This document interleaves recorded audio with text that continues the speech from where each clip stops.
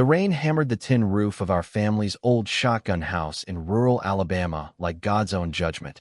Each drop of accusation I couldn't outrun. I was 16, my heart pounding harder than the storm outside, as my father's voice boomed from the living room. "You're a disgrace to this family, Daniel. A goddamn abomination."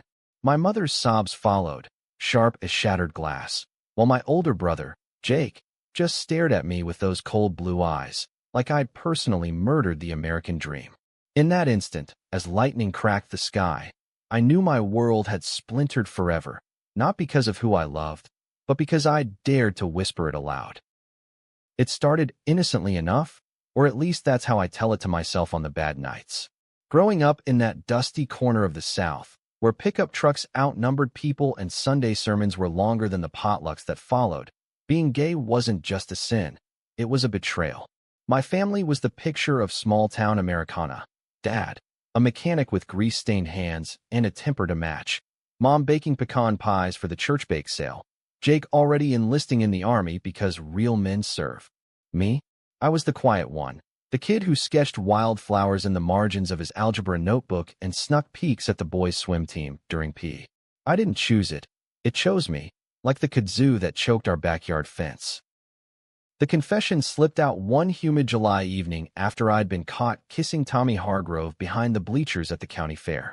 Tommy, with his freckles and that easy laugh, had made my stomach flip like a base on a line. But word travels faster than fire in dry grass down there. By the time I dragged myself home, the whole town knew, and my family was waiting like a jury. Dad's face was purple, veins bulging in his neck as he waved the Bible like a gavel. Leviticus 18 verse 22, boy, you think you can just flaunt this filth under our roof? Mom clutched her rosary, whispering prayers that sounded more like curses. Jake crossed his arms, smirking like it was all a joke on him. What about us, Danny? You gonna parade around like some fairy and drag our name through the mud? I tried to explain, stammering about how it felt right, how Tommy's hand in mine was the first real warmth I'd known, but words drowned in their fury. Dad backhanded me so hard my lips split, blood mixing with the tears I wouldn't let fall. "Pack your shit. You're out. Don't come back until you've fixed yourself." Fixed. Like I was a busted carburetor. Mom didn't even look at me as I shoved clothes into a duffel bag, her silence louder than any scream. Jake drove me to the bus station in silence, the radio crackling with some twangy country song about lost love. "Don't call," he said, tossing a crumpled 20 at me. "We're done." The Greyhound to Atlanta was a blur of fluorescent lights and strangers' stares. I was 16, penniless except for that bill, and terrified. But terror has a way of sharpening you.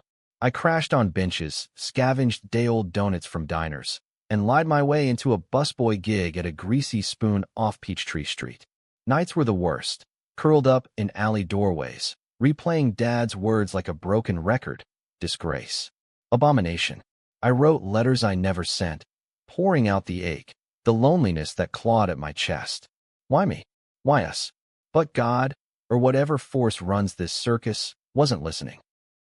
Atlanta chewed me up and spat me out leaner, meaner.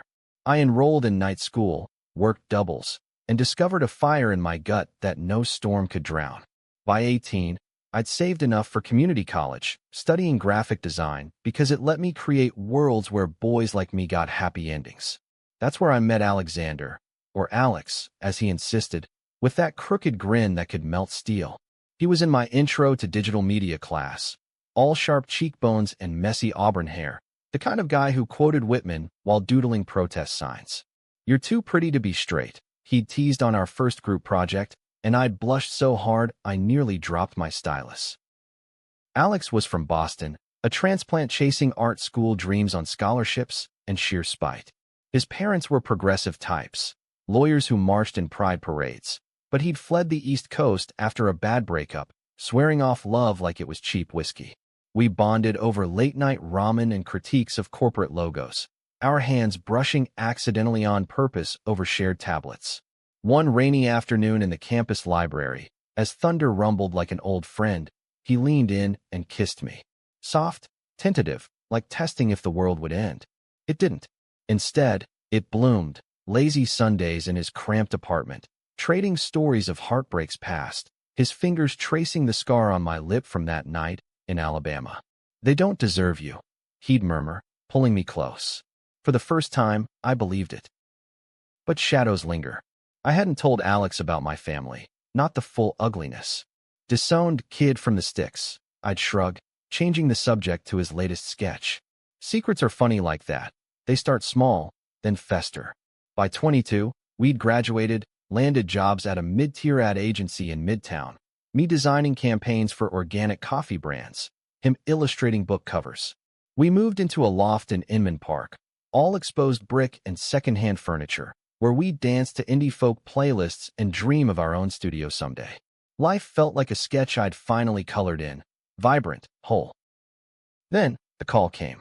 It was a sticky August evening, the AC humming against the Georgia heat. Alex sprawled on the couch sketching while I scrolled job listings for freelance gigs. My phone buzzed. Unknown number, Alabama area code. I almost let it go to voicemail, but curiosity won. "Daniel." A woman's voice, frail and familiar, like aged bourbon. "Mom." My blood turned to ice. "Danny, baby, it's me." I gripped the counter, knuckles white. Alex looked up, concern etching his brow, but I waved him off. "What do you want?" My voice was steel, sharper than I'd intended. Silence stretched, broken only by her ragged breaths. "Your daddy. He's sick. Lung cancer. The doctors say. It's bad." A pause, then the kicker. "He asks about you. We need help, son. Medical bills are piling up like snowdrifts." I laughed, a hollow, bitter sound that echoed off the walls. "Help?" After 7 years of radio silence, Alex stood, wrapping his arms around me from behind, but I shrugged him off, pacing. "You threw me out, Mom. Called me a monster. And now you need money." "It's not like that," she pleaded, voice cracking. "We're family. Blood's thicker." "Blood." I spat. "You spilled mine first." I hung up, the phone slipping from my fingers like a live wire. Alex pulled me down onto the couch, his embrace a lifeline, but the hook was set. Family. That word, once a sanctuary, now a trap. The next weeks blurred into a storm of its own. More calls, Mom's, then Jake's, gruff and demanding. "Look, Danny, Dad's dying. You got a fancy job now, right? Send what you can." I ignored them at first, deleting voicemails like spam, but guilt gnawed like termites. Alex saw it, the way I'd stare at the ceiling at 3 a.m., replaying childhood Christmases, Dad teaching me to fish, Mom's hugs smelling of lavender. Were they all lies? Or just conditional? "You're not an ATM," Alex said one night over takeout Thai, his eyes fierce. "They don't get to waltz back in after what they did." He was right, but reason drowned in the flood of what-ifs. What if Dad died hating me? What if forgiveness was the only way to sleep at night? I wired $500, anonymous, through a service so they couldn't trace it back. It bought a fragile peace until the thank you card arrived. Mom's shaky script, a photo of Dad in his hospital bed, tubes snaking like accusations. "We forgive you, Danny. Come home." Forgive me? The gall ignited something primal, a rage I'd buried deep. That night, I shattered a glass against the wall, shards glittering like fallen stars. Alex held me as I sobbed, the first real tears since that bus ride. "I love you," he whispered, "but you can't let them break you again." Love. It was our anchor, but even anchors drag in the current. Little did I know, the real storm was just brewing. Jake's next call wasn't for Dad, it was for him. A business opportunity, he'd called it, voice oily as spilled motor oil. "You and me, little bro, partners in a garage. Dad always said you had his hands." Lies, all of it, but the hook sank deeper. Family wasn't done with me yet. They were just getting started. The autumn leaves in Atlanta turned the streets into a postcard of reds and golds. But inside me, everything felt like winter, barren, unforgiving. I'd sent that first check thinking it'd close the door, but Jake's pitch cracked it wide open. "Think about it, Danny," he'd said on that call, his tone shifting from bully to salesman. "You're killing it up there in Yankee Land. Why not invest in your roots?" Dad's dream was always his own shop. Tools, lifts, the works. We could make it happen, you and me. Blood partners. Blood. There it was again, that word like a noose disguised as a lifeline. I hung up, heart racing, and found Alex in our kitchen, chopping onions for stir-fry with more force than necessary. He knew me too well. The tension in my shoulders was a billboard. "Another one?" he asked, not looking up. "Yeah, Jake. Wants me to fund some garage fantasy." I slumped into a chair, rubbing my temples. The loft smelled of garlic and soy, a normalcy that mocked the chaos in my head. Alex set the knife down, wiping his hands on a dish towel, his green eyes steady. "And you're considering it? After everything?" "Not really." But even as I said it, doubt wormed in. What if this was redemption? A way to rewrite the script. Me, the prodigal son, saving the family legacy. Stupid, I know, but trauma's a hell of a storyteller.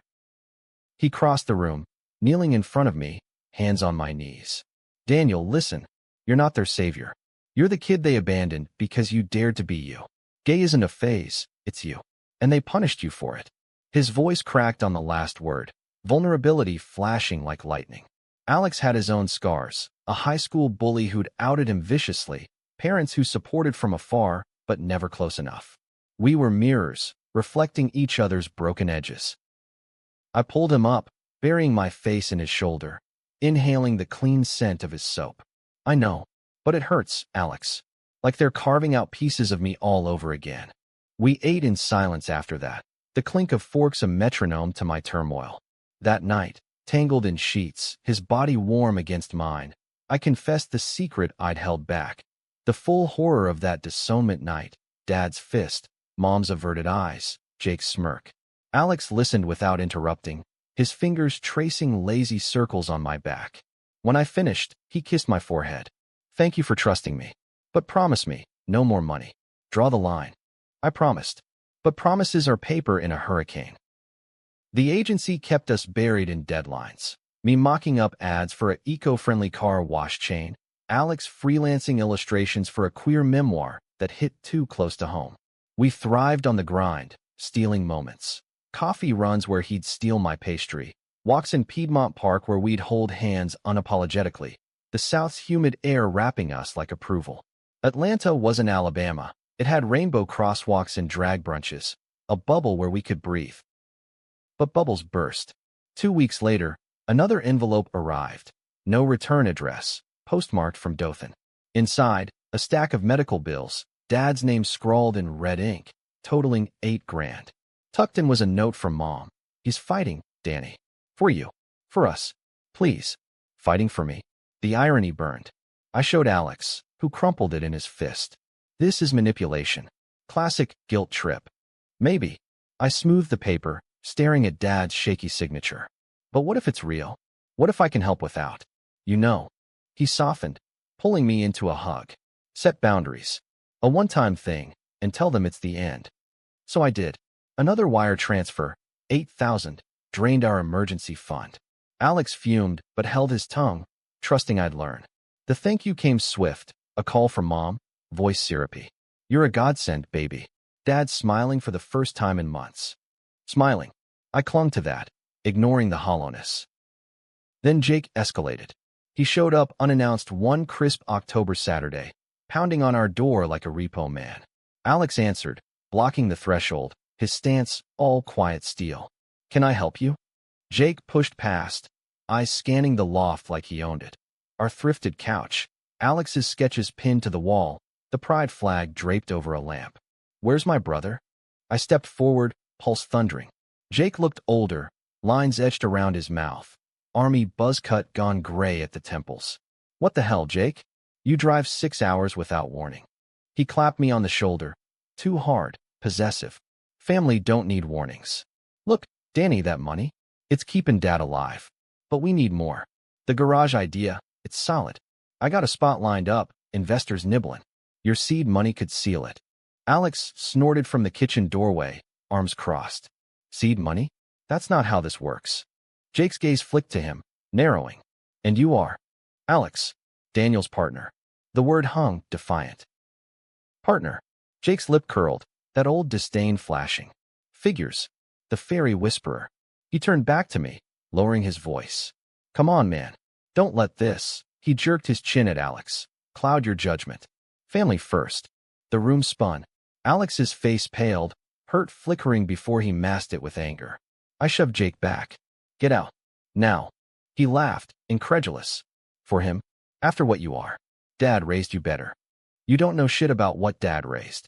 My voice broke, fists clenched. Alex stepped between us, hand on my chest, grounding me. Jake sneered one last time. Call when you come to your senses, and stormed out, the door slamming like a gunshot. We stood there, breathing heavy, the air thick with unspoken wounds. I'm sorry, I whispered, cupping Alex's face. He's an asshole. You're damn right. But his eyes were stormy, doubt creeping in. Do you see his side? No. Lie. A tiny one, but it lodged like a splinter. That misunderstanding festered. Alex grew distant, sketching late into the night, his touches hesitant.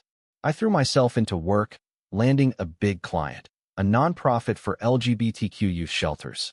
Irony at its finest, designing hope for kids like 16-year-old me, while my own past clawed back. Thanksgiving loomed, our first without family drama, or so I thought. Mom called again, begging us to visit. Alex too. We want to meet him. Make things right. Alex overheard, his laugh bitter. Right. So they can size up the enemy. It's not, but it was. I canceled the trip, but the seed of resentment sprouted. He accused me of divided loyalties. I accused him of not understanding blood ties. Fights escalated. Sharp words over dinner, silences that stretched like chasms. You're choosing ghosts over us, he said one night, tears glistening. Am I enough? Always. I meant it, but the lie about considering Jake's pitch echoed. Then, the bomb dropped. A letter from Dad's lawyer. Yes, lawyer, detailing estate planning. Dad wasn't just sick. He was bankrupt, the house mortgaged to the hilt for treatments. And get this, he'd named me in his will, a conditional bequest for the garage, contingent on me reconciling and providing support. Conditional. Like my love, my life. I confronted Mom via video call, her face gone on the screen. What is this? Emotional blackmail. Her eyes welled. He's desperate, Danny. Scared. He loves you. Always has. Just. Help us. Loves me. The words twisted like a knife. Alex walked in mid-call, saw the screen, and froze. Hang up, he said quietly. I did. But the damage was done. You're still sending money? Hurt laced his voice. Last time. I swear. He shook his head, grabbing his jacket. I can't watch you bleed out for them. Call me when you're done playing martyr. The door clicked shut, soft as finality. Alone, I sank to the floor, the loft echoing with ghosts. Betrayal, from family, from myself. I'd promised him, broken it in secret transfers. Now, Alex was gone, and the high tide of regret crashed in. Days blurred into a haze. I texted Alex apologies, voicemails pleading, but he ghosted, his sketches vanishing from the walls, our shared Netflix queue untouched. Work suffered, my boss pulled me aside. Everything okay, Daniel? That youth campaign, it's genius, but you look like hell. Fine, I lied. Inside, I was unraveling. Jake called again, triumphant. Heard you got the letter. So, partners. Rage boiled over. Fuck you, Jake. Tell Dad his love is poison. I hung up, but the high was fleeting. Desperation clawed. I drove to Alex's sister's place in Decatur, where he'd crashed. She let me in, pity in her eyes. He's hurting, Dan. Thinks you're ashamed of him, of us. I'm not. Tears came unbidden. I love him more than air. Then prove it. She handed me a key. He's at the lake house. Go. Upstate New York, 2 hours north. The drive a blur of regret and resolve.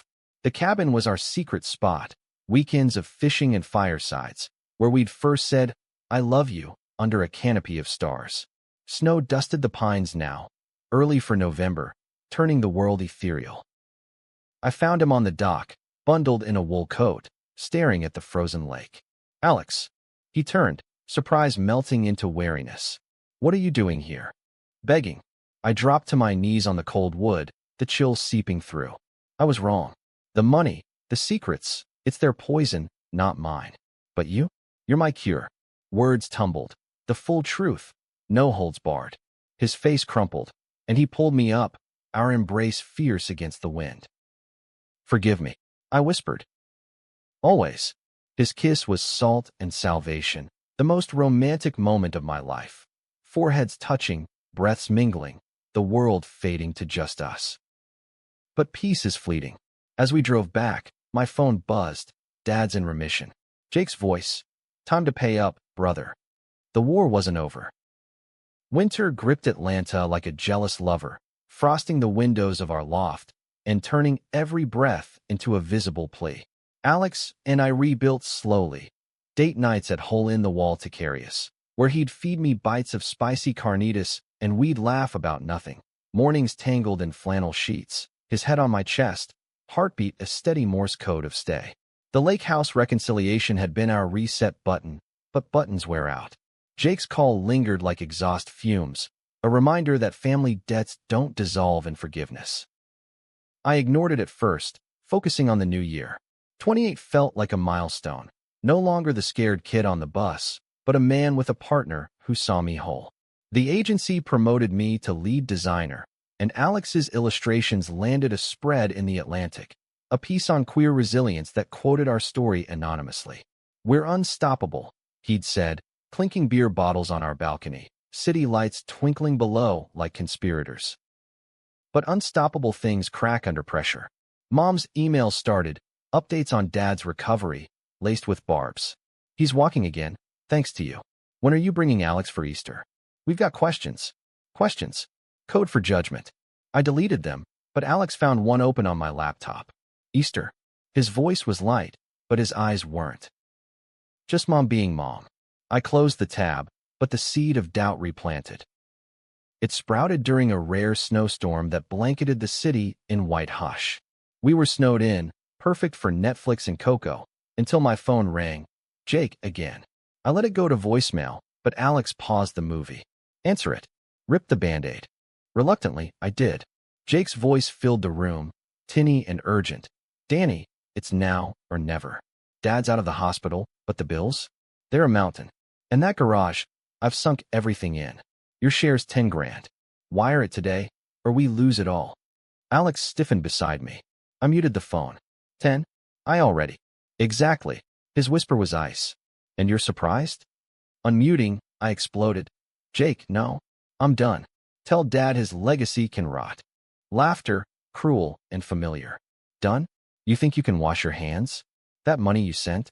It was for us. Blood debt, little bro. Or maybe I'll tell your boyfriend here the truth.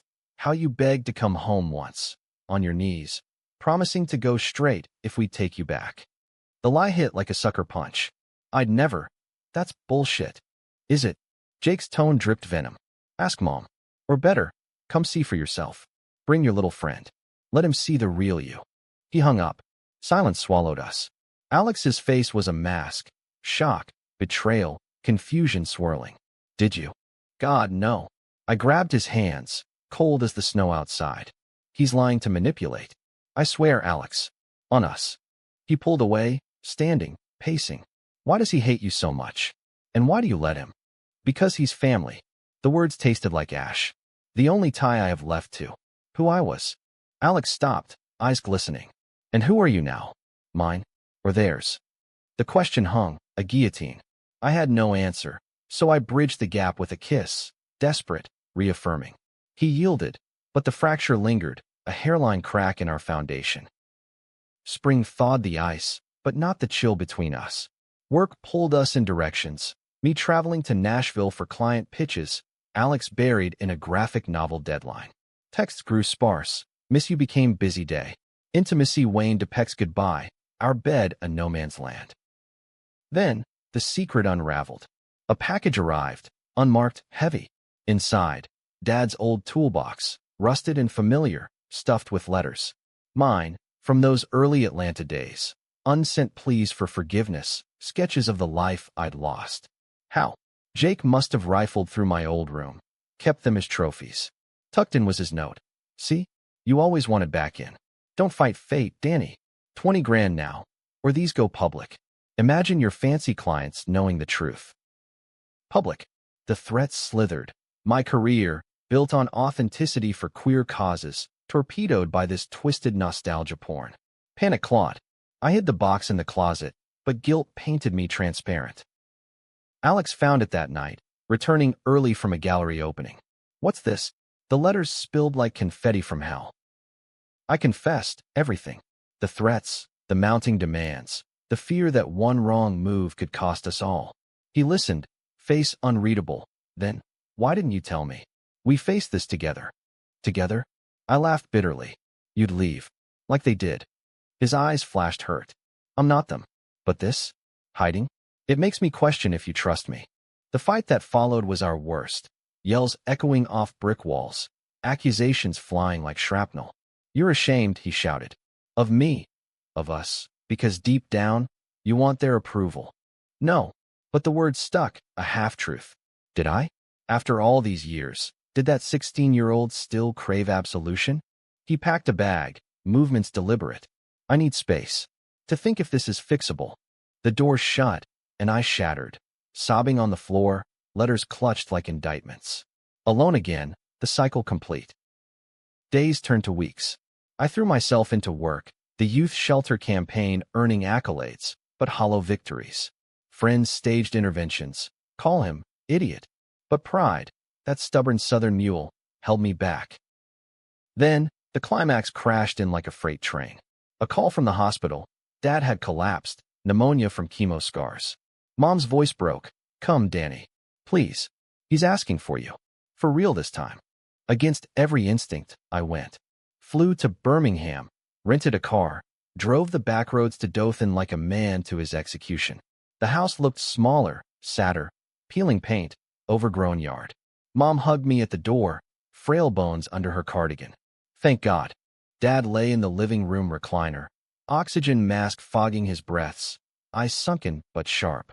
Jake lurked in the corner, arms crossed, smirking. Danny. Dad's voice rasped, hand outstretched. I took it, the calluses familiar, the grip weak.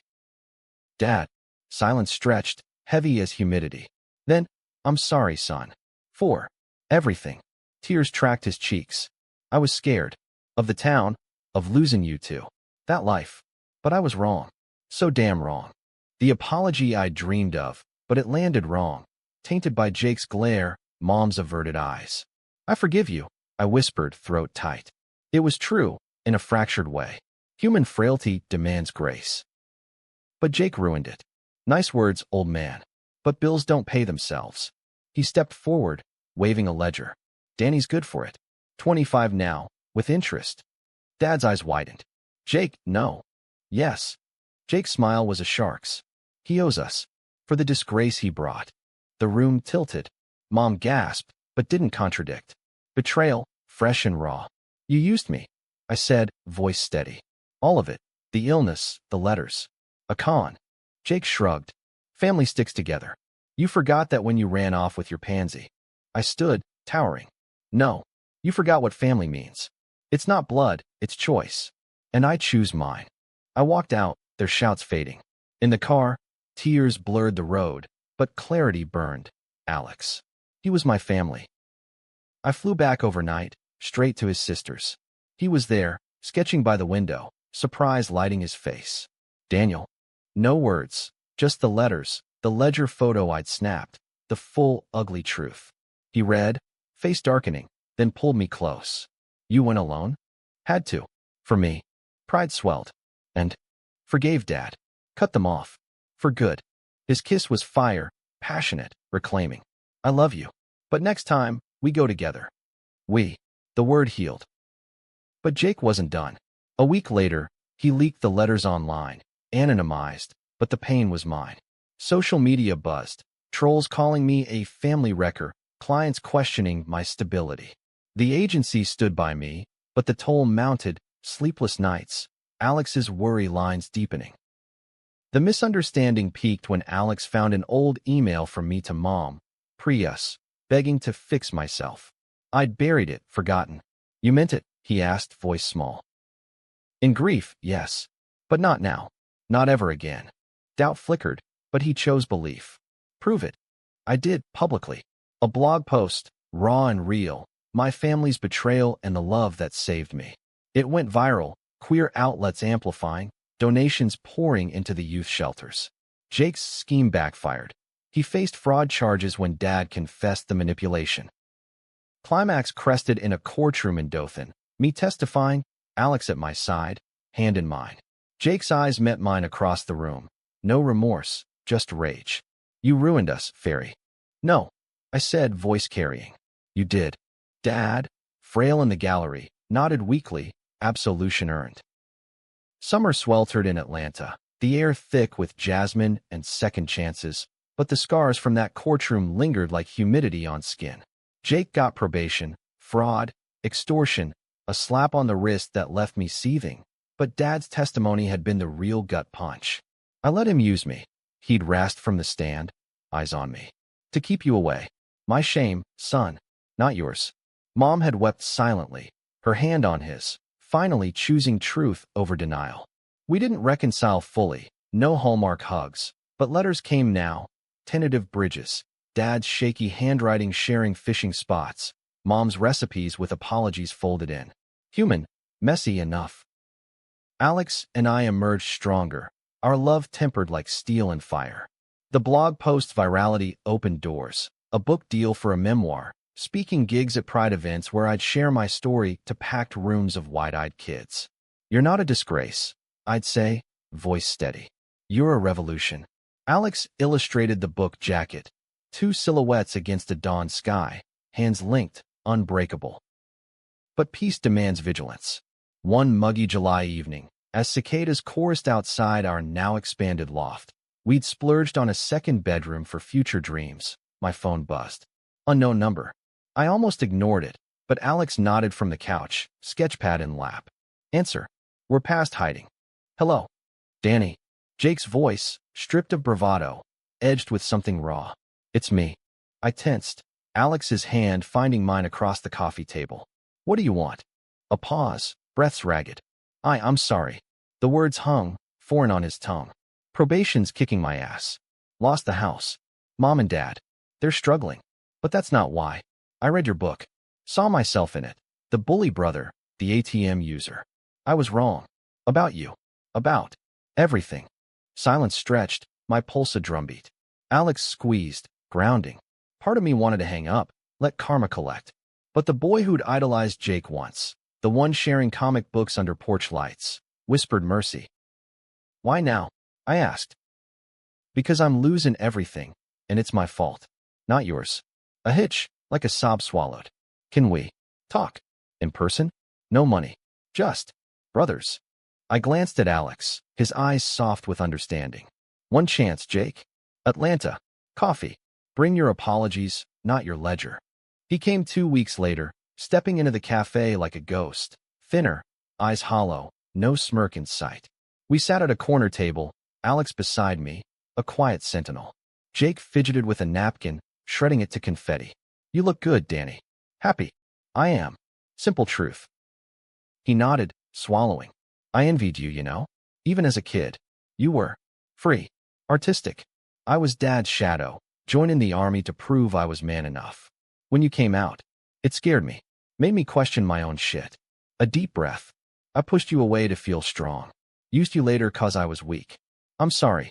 For the fists, the words, the greed. The apology landed heavy, real. Tears pricked. Mine his. Alex's hand under the table was my anchor. It hurt, I said. Deep. But I get fear now. Turns us into monsters. Jake met my eyes, brother's gaze. Can we start over? Not family like before. But something.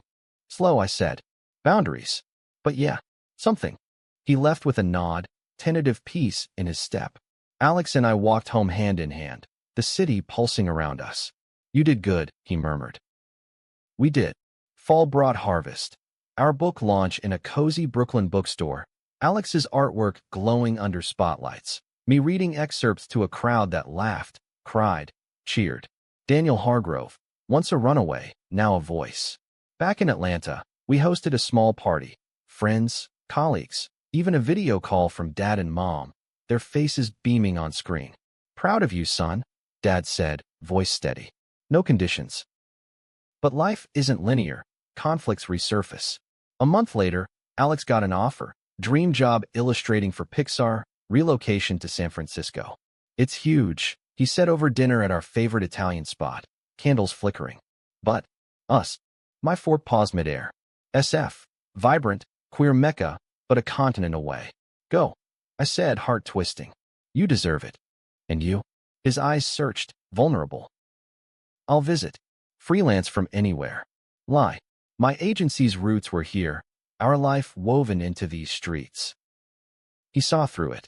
Don't martyr yourself. Again, the decision loomed, a new conflict. Love versus ambition, us versus me. Nights dissolved into talks till dawn. Pros, cons, dreams deferred. I can't lose you, he confessed one stormy evening, rain lashing windows like old Alabama echoes. You won't. I pulled him close, our most romantic moment reborn. Curled on the rug by the fireplace, his head in my lap, fingers intertwined, whispering futures under the crackle of flames. We'll figure it. We did. Hybrid. I negotiated remote work. We scouted Bay Area spots with space for my studio. Uprooting hurt. Goodbyes to friends bittersweet, but growth demands it. The move was chaos. Boxes, cross-country drive in a U-Haul, playlists of our shared anthems. Jake even helped load. Awkward laughs over old wounds. A beer truce at the end. Take care, little bro. Progress. San Francisco welcomed us with fog-kissed hills and rainbow flags waving like hellos. Our apartment overlooked the bay, sunlight gilding the waves. Alex thrived. Storyboards for animated shorts that echoed our story, subtle queerness in every frame. I consulted for tech startups, my memoir inspiring boardroom diversity talks. Yet, the deepest conflict brewed internal, forgiveness cost. Therapy unpacked it, sessions where I'd rage about Dad's sorry, Jake's half-mins, my own complicity in the silence. Alex joined sometimes, his hand in mine, our psyche like a confessional. You're allowed anger, he'd say, and peace. One crisp December morning, echoing that lake house dawn years prior. We stood on the Golden Gate Bridge, wind whipping, tourists oblivious. Remember Alabama? I asked, leaning into him. Like a bad dream. He smiled, kissing my temple. This is real. A call interrupted. Mom. Danny? Dad. He's gone. Peaceful. Heart gave out. The world tilted. Grief crashed. Raw, unexpected. We flew back, the funeral a blur of khakis and casseroles, small town stares softer now. Jake and I stood graveside, shoulders brushing, sharing silence heavier than words. He loved you, Jake murmured. In his way. I know. And I did. Human, flawed love. Back in SF, the loss hollowed me, but Alex filled the spaces. Midnight ice cream runs, sketches of Dad reimagined as a fisherman saint. Grieve with me, he said. We did. Deeply, beautifully. Years folded. 30s brought stability. A house in the Castro, adoption talks for a kid who'd need our story. Jake visited once, sober, building his own life in Nashville, counseling vets on family rifts. You're my hero, Danny. Earned, not given. The ending? No tidy bow. Betrayal scar, misunderstandings echo, but love, fierce, chosen, endures. That 16-year-old on the bus? He'd marvel, not at the success, but the man who chose himself first, then us. As Alex and I watch sunsets from our porch, hands laced, I whisper thanks, to him, to the storms that forged us. Family isn't blood. It's the ones who stay, who fight beside you. And in that, we're rich beyond ATMs. In the end, grace isn't absolution, it's rising, unbroken.